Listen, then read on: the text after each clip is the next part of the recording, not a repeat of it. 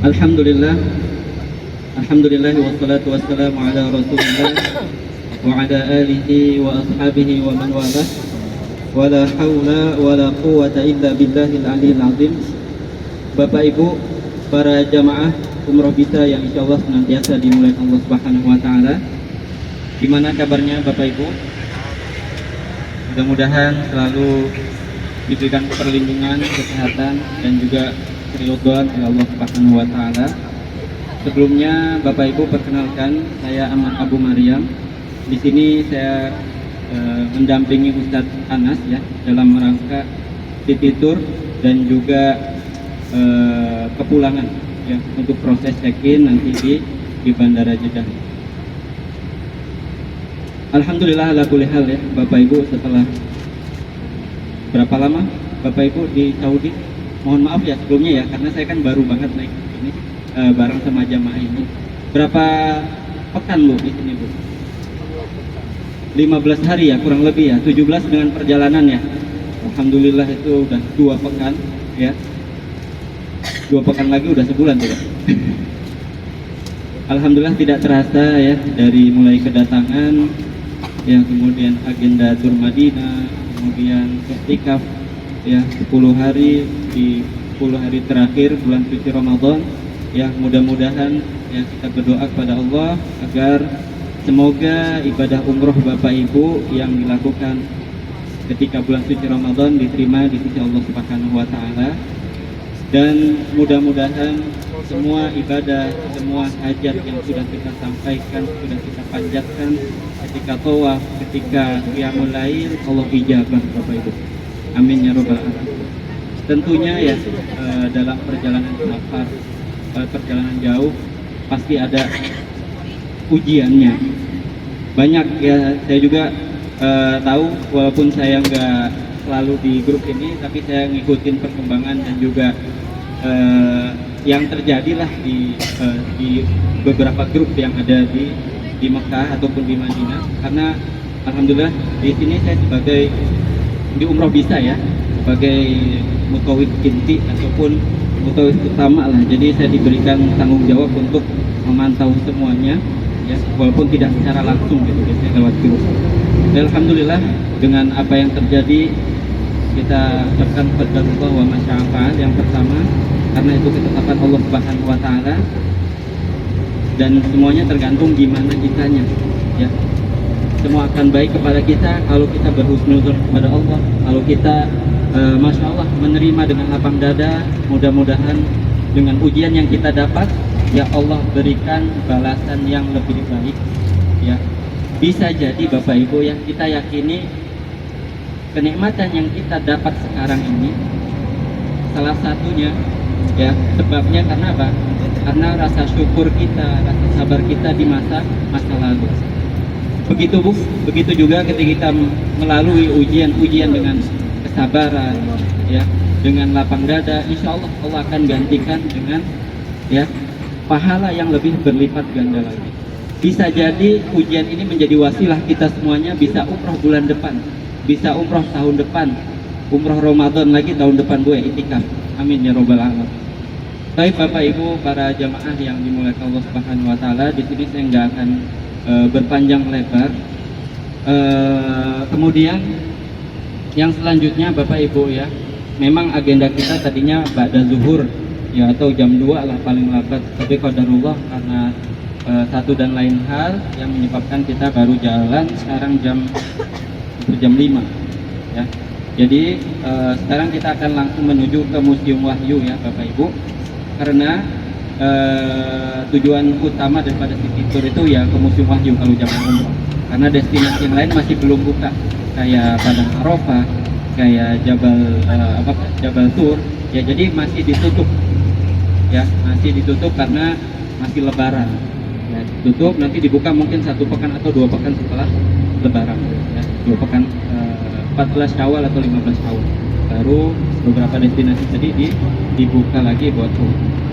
Intinya Bapak Ibu yang dimuliakan Allah Subhanahu wa taala,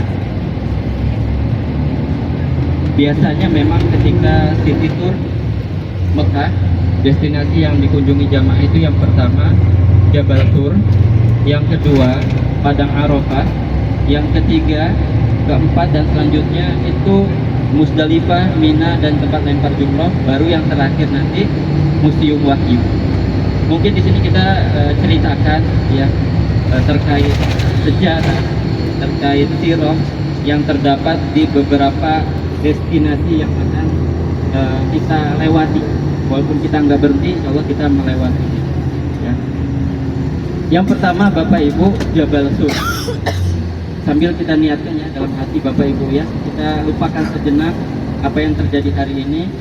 Kita niatkan dalam hati ya, selama perjalanan niatkan untuk menuntut ilmu, menambah wawasan, karena di sini saya akan sedikit menceritakan sirah ataupun sejarah perjuangan dakwah Nabi Shallallahu Alaihi Wasallam saat memperjuangkan Islam, ya, saat memperjuangkan agama Allah Subhanahu Wa Taala. Jabal Tur ini adalah salah satu bukit ataupun gunung yang terdapat di kota Mekah. Tidak hanya gunung biasa Bapak Ibu, gunung ini memiliki peristiwa saksi bisu perjuangan hijrah Nabi Shallallahu Alaihi Wasallam dari Mekah menuju ke Madinah. Ketika Nabi Shallallahu Alaihi Wasallam hijrah, beliau bersama Abu Bakar bersembunyi di atas Jabal Tur Bapak Ibu. Di atas Jabal Tur terdapat goa yang dinamakan Goa Tur. Di sanalah Rasulullah Shallallahu Alaihi Wasallam bersembunyi selama berapa hari, Pak? Berapa malam? Ada yang tahu? 3 hari 3 malam. 3 malam, ya, bersembunyi di dalam Goa Tur selama 3 malam. Namun tentu Bapak Ibu, sebelum hijrahnya Nabi Shallallahu Alaihi Wasallam, beliau sudah berjuang mati-matian memperjuangkan agama Allah Subhanahu Wa Taala. Bahkan Rasulullah sampai dicaci, dihina, bahkan diancam akan dibunuh. Dan perilaku orang-orang penduduk Mekah kafir Quraisy semakin melampaui batas, semakin berani saat apa? Saat paman Nabi Shallallahu Alaihi Wasallam sudah meninggal dunia. Jadi paman Nabi Shallallahu Alaihi Wasallam meninggal dunia pada tahun 10 kenabian. Tahun 10 ini dijuluki juga oleh tahun kesedihan, Amul Huzn. Alasannya apa? Yang pertama, karena Rasulullah ditinggal oleh 2 kerabat dekatnya. Ada yang tahu siapa, Pak?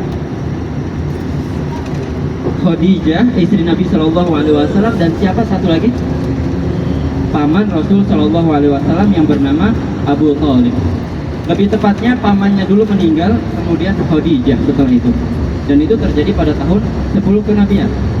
Dan bukan cuma itu ujian yang diterima Nabi Shallallahu Alaihi Wasallam, ya, ditinggal 2 kerabat dekatnya. Di tahun itu juga Rasul Shallallahu Alaihi Wasallam mendapatkan ujian yang sangat besar, penolakan dakwah beliau saat beliau berdakwah ke kota Taif. Jadi Rasulullah itu berdakwah nggak langsung hijrah ke Madinah Bapak Ibu. Beliau sempat keluar dari kota Mekah berdakwah ke kota terbesar yang terdekat dari kota Mekah saat itu, yaitu kota Taif. Terjadi pada tahun 10 kenabian.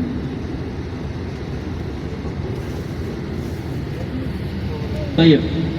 Ketika tahun 10 kenabian Bapak Ibu, kita mundur dulu ya, karena hijrah Nabi Shallallahu Alaihi Wasallam terjadi 3 tahun setelah dakwahnya Nabi Shallallahu Alaihi Wasallam ke kota Taif. Singkat cerita, ketika paman Rasul Shallallahu Alaihi Wasallam meninggal dunia, sebelum meninggal dunia Rasulullah ingin memastikan bahwasanya paman beliau meninggal dalam keadaan Islam, meninggal dalam keadaan Muslim. Karena kita tahu bahwasanya pengorbanan paman Rasul Shallallahu Alaihi Wasallam, ya, kepada Nabi Shallallahu Alaihi Wasallam sangat besar. Beliau mensupport keponakannya, ya, bahkan menjadi tameng. Ya. Saat Rasulullah dihina, pamannya ada di situ dan langsung, ya, mengancam orang-orang yang menyiksa dan menghina Nabi Shallallahu Alaihi Wasallam.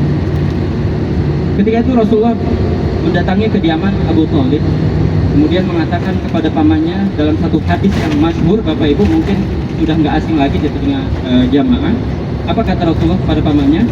Ya ammi, qul la ilaha illallah. Wahai pamanku, katakanlah la ilaha illallah. Artinya apa? La ma'budu bihaqqin illallah. Tidak ada sesembahan yang berhak diibadahi secara benar kecuali Allah Subhanahu wa taala. Saya mau nanya ke Bapak Ibu, sesembahan di bumi ada berapa? 1 atau banyak? ada banyak ya. Makanya di sini maknanya tidak ada sesembahan yang berhak ya diibadahi secara benar, secara hak, secara pantas kecuali Allah Subhanahu wa taala. Rasulullah mengulang kalimat itu. Ya amya qul la ilaha illallah kalimatun uhajulaka biha indallah. Satu kalimat yang bisa menjadikannya hujah di hadapan Allah Subhanahu wa taala. Ya, akan menjadikannya hujah nanti.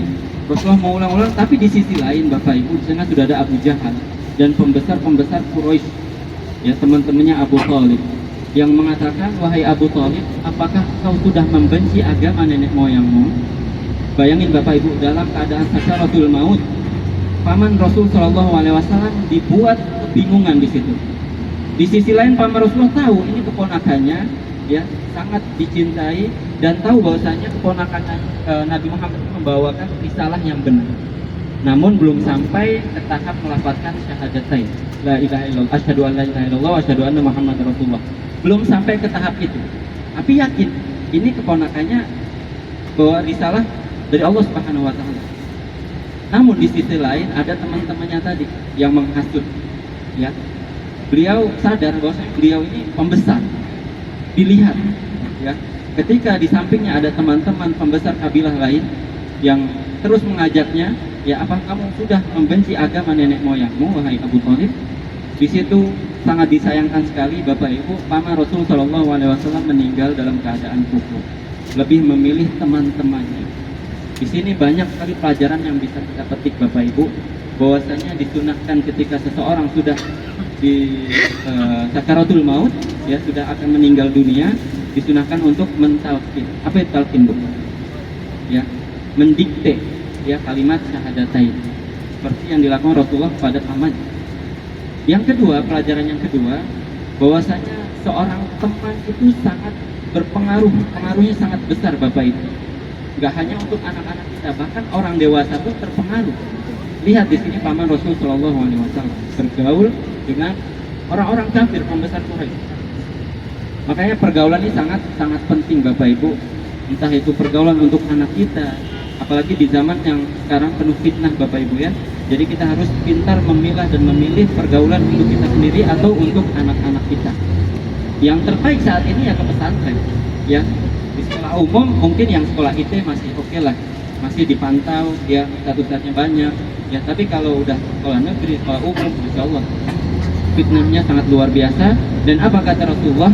Almaru ala man ahab. Seorang itu sebagai apa? Seperti orang yang dicintainya. Dan dalam pepatah mengatakan as-sahib sahib. Teman itu menarik, ya. Dan itu nggak kita pungkiri. Ya alhamdulillah kalau kita bergaul misalkan sama orang-orang umum, orang-orang awam, kalau kita bisa mewarnai alhamdulillah. Tapi kalau sebaliknya kita yang diwarnai mereka, ini yang muskilah. Ya musibah buat kita semua. Mudah-mudahan Allah menjaga kita, menjaga keluarga kita dan anak-anak kita dari pergaulan yang banyak fitnah ini Bapak Ibu. Amin ya robbal alamin. Kemudian Bapak Ibu para jemaah, setelah Rasul Shallallahu Alaihi Wasallam melihat pamannya meninggal, orang yang dikasihinya meninggal dalam keadaan kufur, yang mana orang kufur apa balasannya? Kekal di neraka. Orang yang meninggal dalam keadaan kufur, ya tidak beriman kepada Allah dan menduakan Allah Subhanahu Wa Taala, maka dia akan masuk ke dalam neraka kekal. Makanya di situ Rasulullah sedih Bapak Ibu ya, sedih banget. Dan tidak sampai situ, Rasulullah pun berdoa kepada Allah agar mengampuni pamannya, agar memasukkan pamannya ke dalam surga. Bayangin Bapak Ibu, seorang Nabi dan Rasul berdoa kepada Allah untuk kerabat dekatnya, bukan untuk orang asing. Namun di situ Allah Subhanahu Wa Taala langsung menegur Rasul Shallallahu Alaihi Wasallam dengan menurunkan dua ayat sekaligus di dalam dua surat yang berbeda Bapak Ibu. Ada yang tahu? Mungkin gak asing ya satu ayatnya. Ada yang tahu Bu? Ustaz, Ustazah? Ayat pertama Allah Subhanahu Wa Taala berfirman, maka nalin nabiyyi walladzina amanu, tidaklah pantas bagi seorang nabi dan juga orang-orang yang beriman. Apa katanya kata Allah? Ayastaghfiru lil musyrikin, untuk memintakan ampunan kepada orang-orang musyrik, orang-orang kafir. Walau kanu ulil qurba. Apa? Walau kanu ulil qurba, walaupun orang tersebut kerabat dekat kita Bu. Ini ayat turun kepada paman Nabi, kerabat dekat Nabi, dan bersifat umum untuk kaum muslimin semuanya. Entah itu anak-anaknya, orang tuanya, adiknya, dibilang balik. Yang mana kata Allah Subhanahu wa taala, balasan orang yang meninggal dalam keadaan kufur itu kekal di dalam api neraka. Dalam ayat lain surat An-Nisa, Allah Subhanahu wa taala berfirman, "Innallaha la yaghfiru ay yushraka bih wa yaghfiru ma duna dzalika liman yasha." Allah itu tidak mengampuni pelaku dosa syirik selamanya, tidak diampuni Allah SWT. Dan Allah mengampuni dosa-dosa selain itu, dosa besar ya naudzubillah, tapi Allah mengampuni walaupun melewati siksaan dulu, tapi Allah tetap di akhir akan mengampuni dan memasukkannya ke dalam surga. Ayat yang kedua Bapak Ibu, belum. Ayat yang pertama tadi, kita nggak bisa memintakan ampunan kepada orang-orang musyrik dalam tanda kutip kalau orang tersebut sudah meninggal. Artinya kalau ada orang yang masih hidup dalam keadaan kufur, masih ada upaya kita untuk mendoakannya. Ya Allah, berikan hidayah kepada kita. Ya tunjukkanlah jalan yang benar. Ya seperti itu tuh masih bisa. Ini masuk nanti pembahasan ke ayat yang kedua. Ayat yang kedua, Allah Subhanahu wa taala berfirman apa, Bu? Innaka la tahdi man ahbabta walakinallaha yahdi man yasha. Wahai Muhammad, sesungguhnya engkau gak bisa memberikan hidayah kepada orang-orang yang kau cintai, bahkan keluargamu, orang tuamu, pamanmu. Namun Allah Subhanahu wa taala memberikan hidayah kepada siapapun yang dikehendakinya. Jadi hidayah ini Masya Allah dibagi lagi hidayah Bapak Ibu. Ada dua. Ulama mengatakan hidayah ada dua, hidayah taufik dan hidayah irsyad. Ya, hidayah taufik itu hanya datang kepada Allah dan ini yang dimaksud dalam ayat. Adapun hidayah irsyad, hidayah memberikan petunjuk, ini berlaku untuk siapapun, Nabi dan Rasul, orang-orang saleh, para tabi'in, dan kaum muslimin semuanya. Yang dimaksud itu adalah apa? Hidayah ajakan, Bu. Bapak Ibu, nah yuk kita masjid, ayo kita kajian, ayo kita iktikaf. Itu kita berupaya memberikan hidayah dengan mengajaknya. Namun mau atau tidak orang tersebut kembali kepada Allah Subhanahu wa taala. Kewajiban kita sudah gugur. Kita sudah mengajak, ya udah. Ya. Apalagi perkara amar ma'ruf nahi mungkar, Bu ya. Orang nggak sholat jangan kita biarin, kita ajak. Apalagi kerabat dekat kita, naudzubillah, Bu ya. Jangan sampai kita biarin kerabat dekat kita dalam keadaan apa? Bermaksiat ataupun melakukan hal-hal yang tidak diridhoi Allah Subhanahu wa taala. Singkat cerita Bapak Ibu, setelah paman Rasulullah meninggal, kemudian Rasulullah pun berupaya berdoa kepada Allah, namun Allah pun menegur ya dengan melarang Rasulullah berdoa agar pamannya dimasukkan ke surga. Namun dalam satu athar para sahabat bertanya kepada Rasulullah setelah kejadian itu, wahai Rasulullah, apa upayamu untuk membalas budi pamanmu? Selama beliau hidup, Masya Allah, membantu ya sering. Rasulullah itu kan besar bersama pamannya, Bu. Ya sudah yatim dari kecil, besar dididik oleh pamannya, hal dekat seperti anak sendiri. Kemudian Rasulullah berdoa, ya, aku berdoa kepada Allah agar Allah meringankan azab pamanku. Tetap di dalam neraka, tapi Rasulullah meminta kepada Allah agar azab pamannya itu diringankan. Dalam suatu hadis dikatakan azab paman Rasulullah itu azab neraka yang paling ringan. Gambarannya ketika seseorang dipakaikan alas kaki dari neraka, ya kepalanya mendidih. Nauzubillah. Itu azab untuk paman Nabi Sallallahu Alaihi Wasallam. Sudah paling ringan. Bagaimana azab orang-orang munafik? Yang mana itu adalah azab yang terpedih, neraka paling dalam kata Allah Subhanahu Wa Taala untuk orang-orang munafik. Karena orang munafik itu lebih bahaya daripada orang kafir sekalipun. Ya. Kenapa? Karena zohirnya muslim, zohirnya baik, muslim, ya Masya Allah. Tapi diam-diam berkhianat. Ya itulah orang munafik kata Rasul Sallallahu Alaihi Wasallam. Kemudian Bapak Ibu para jamaah yang dimuliakan Allah Subhanahu Wa Taala, setelah Rasulullah berdakwah ke kota Taif mendapat penolakan, kemudian 10 tahun pertama ketika Rasulullah berdakwah itu secara sembunyi-sembunyi, Bu. Ya, sampai tahun ke-10, tahun kesedihan, pulang dari kota Taif, barulah Rasulullah berdakwah secara terang-terangan. Selama berapa? 3 tahun berturut-turut. Ya. Artinya Rasulullah berdakwah di kota Mekah kurang lebih 13 tahun.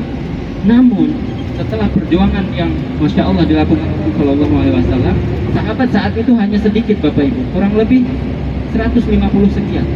Bayangin orang berdakwah setiap hari ya, menegakkan kalimat la ilaha illallah selama 13 tahun, yang ikut cuma 150. Kita isi kajian baru seminggu, baru sebulan, yang hadir 5, 6, sudah males biasanya ya. Bayangin Rasulullah berdakwah ya, memperjuangkan agama Allah Subhanahu wa taala selama 13 tahun. Namun setelah perlakuan orang-orang kafir Quraisy yang semakin melampaui batas sampai mengancam akan membunuh Nabi Shallallahu alaihi wasallam, akhirnya Nabi Muhammad pun diperintahkan untuk hijrah ke Madinah pada tahun 13 kenabian. Baik Bapak Ibu, para jamaah yang dimuliakan Allah Subhanahu wa taala, untuk kisah wahyu nanti akan kita simak di dalam Museum Wahyu. Dan Museum Wahyu sudah terlihat ya Bapak Ibu di depan kita. Ini sebelah kiri jalan, dan di belakang sebelah kiri itu ada bukit ataupun gunung. Itu namanya Jabal Nur. Yang paling tinggi sebelah kiri itu Pak, itu Jabal Nur. Dan di atas Jabal Nur terdapat Gua Hira. Tempat apa Gua Hira Bu? Tempat di mana Rasul Shallallahu alaihi wasallam menerima wahyu pertama. Surat apa ayo? Surat apa Bu? Surat Iqra atau Al-Alaq? Semua? Semua atau berapa ayat? 5 ayat, Masya Allah, yang berbunyi Iqra bismi rabbikal ladzi khalaq, khalaqal insana min 'alaq, Iqra wa rabbukal akram alladzi 'allama bil qalam 'allamal insana ma lam ya'lam. Ya, ini 5 ayat pertama yang Rasulullah terima saat berada di dalam Gua Hira. Di sana Bu ya, Gua Hira. Itu yang itu jalur baru ya, pendakian baru itu Bapak Ibu yang itu. Untuk jalur pendakian lama sudah ditutup. Saya pernah mendaki Jabal Nur dan juga Jabal Sur. Kalau Jabal Sur lebih tinggi dari ini, yang tempat persembunyian Nabi Shallallahu alaihi wasallam itu lebih tinggi dari ini. Beda 200 meter kurang lebih. Kalau ini tingginya hanya 600 meter ya, kalau kita mendaki kurang lebih 1 jam. Dan akses pendakiannya dari dalam Museum Wahyu ya gratis. Kalau untuk mendaki ke Jabal Nurnya itu gratis. Yang berbayar saat masuk ke dalam Museum Wahyu ya, yang berbayar saat masuk ke dalam Museum Wahyu. Tapi insya Allah ini sudah gratis dari travel, jadi jamaah tinggal menyaksikan. Jadi museum di sini jangan kita bayangin kayak museum di Indonesia. Yang museum di sini hanya pameran atau tontonan berupa edukasi seputar wahyu dari mulai Nabi Adam, disusul 5 ulul azmi. Siapa aja 5 ulul azmi, Pak? Ada yang tahu? Urut. Ayo di murojaah. Kurang tepat. Yang pertama siapa? Nuh, Ibrahim, Musa, Isa, dan Nabi Muhammad Sallallahu Alaihi Wasallam. Alhamdulillah Bapak Ibu kita sudah sampai. Jadi mohon nanti kita akan masuk bersama-sama, karena kalau museum ini harus satu grup yang nggak bisa mampir dulu, dan kita nggak bisa bawa makanan ke dalam museum. Dan untuk jamaah, untuk barang-barang yang nggak perlu dibawa, ditinggal aja di bis, insya Allah aman.